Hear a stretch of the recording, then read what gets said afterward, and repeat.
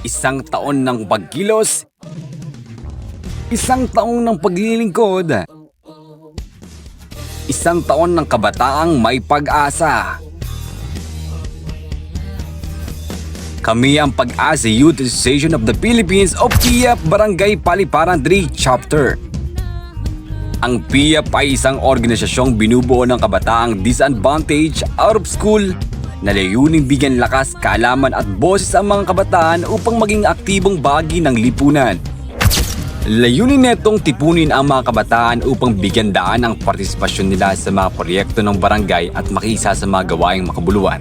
Sa ngayon, kami ay may 75 aktibong miyembro, patunay na marami ang kabataang handang tumugon at maglingkod. Nakiisa rin kami sa selebrasyon ng Linggo ng Kabataan, isang taunang pagdiriwang para bigyang pugay ang ambag at kakayahan ng kabataang Pilipino. Tumulo rin kami sa Child and Youth Congress 2024 upang mapakinggan at maisulong ang boses ng mga kabataan sa mga mahalagang isyu ng lipunan. Nagsagawa rin kami ng clean-up drive bilang tugon sa pangailangan mapanatiling kalinisan sa ating barangay at ituro sa kabataan ang kahalagahan ng pumalasakit sa kapaligiran. Tayo rin ay nag-organisa ng feeding program upang tugunan ang kagutuman sa piling sektor ng kabataan at itaguyod ang kalusugan ng bawat bata. Isa kami sa mga naging ganap sa Nagkaisang Kabataan Panday Bayanihan Youth Coalition bilang pagkilala sa aming paninindigan para sa advokasya ng kabataan sa lokal at pambansang antas. Lumahok din kami sa mental health seminar na inorganisa ng Sangguniang Kabataan. Layunin na itong bigyang kaalaman ng kabataan tungkol sa kahalagaan ng mental well-being at suporta sa isa't isa. Nagsagawa rin kami ng career orientation para sa mga alternative learning system o ALT student upang gabayan sila sa pagpili ng karera at magbigay ng inspirasyon na magpatuloy sa pangarap. Nakiisa rin kami sa Bantay Teritoryo, isang programa para palakasin ang seguridad, disiplina at kaayusan sa ating bansa katuwang ang mga kabataan.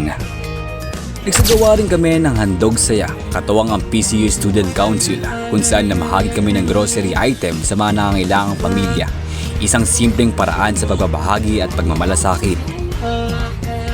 Muli rin naming isinagawa ang Handog Saya, ngunit sa pagkakataong ito, para sa mga kabataang nagatid kami ng munting ligaya at regalo upang ipadama ang aming kalinga.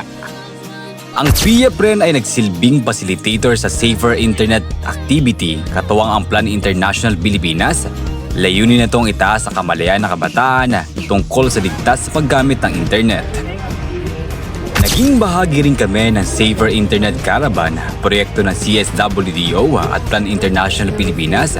Nilalayo na itong bigyang kaalaman ng komunidad ang ungkol sa usahay at online safety, lalo na sa panahon ng mga bagong teknolohiya.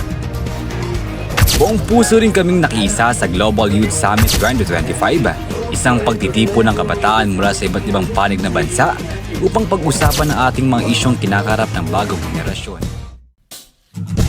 Isang taong serbisyo, isang taong pagkilos, isang taon ng tunay na pagbabago. Kami ang PIAP Barangay Paliparan 3 Chapter. Patuloy kaming kikilos, maglilingkod at magbibigay ng pag-asa sa kapwa kabataan. Dahil sa PIAP, ang kabataan ay hindi lang pag-asa ng bayan, kami ang kasalukuyan.